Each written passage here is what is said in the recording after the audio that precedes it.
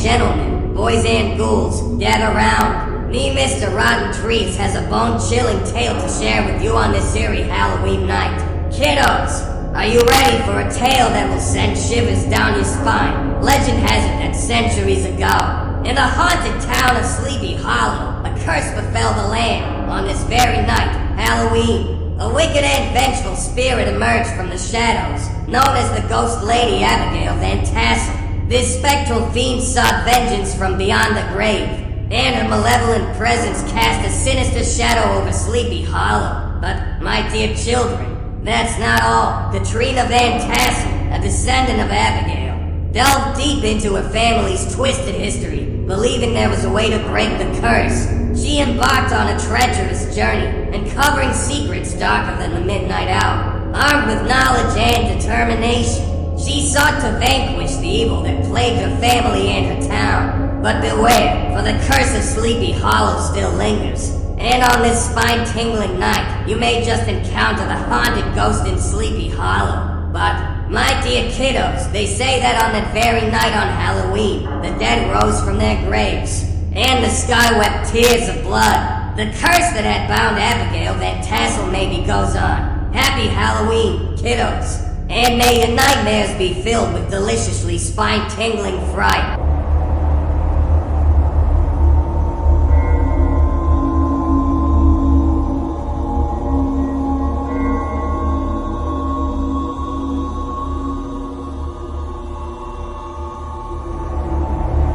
The moon hung low in the ink-black sky over Sleepy Hollow, casting eerie shadows upon the deserted streets.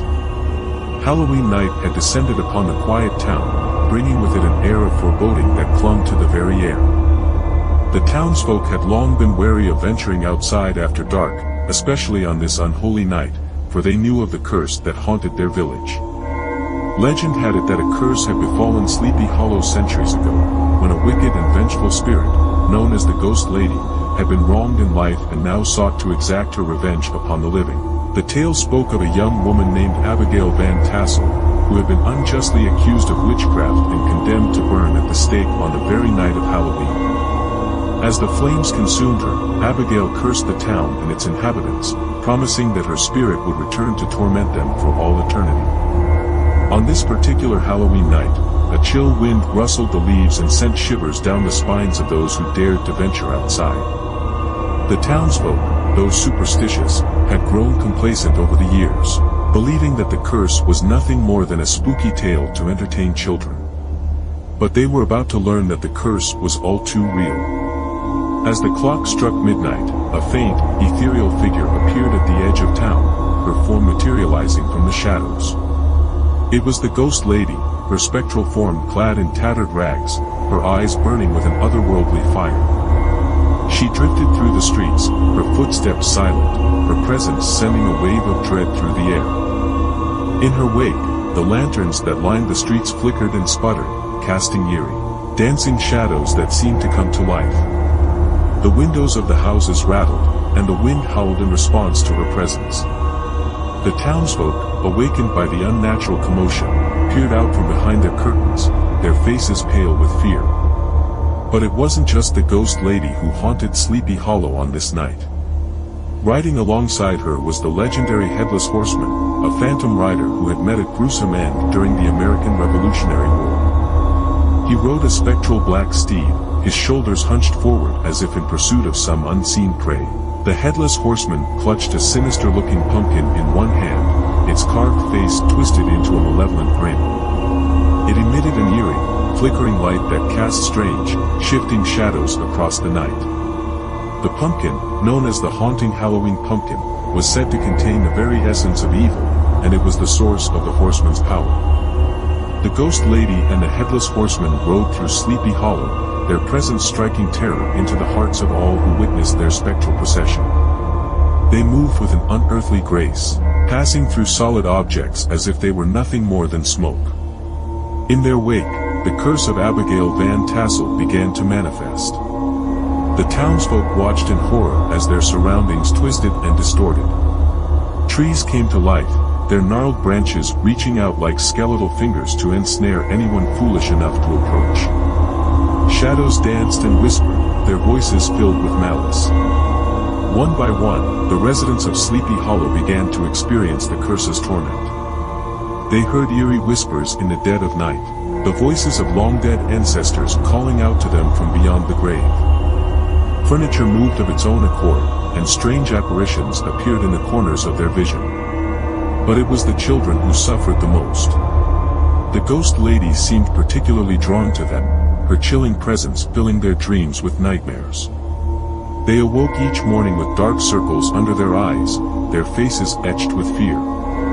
Desperate to rid themselves of the curse, the townsfolk gathered in the town square, clutching ancient tomes of magic and beseeching the heavens for deliverance. But their efforts were in vain. The curse was too powerful, too deeply rooted in the town's history.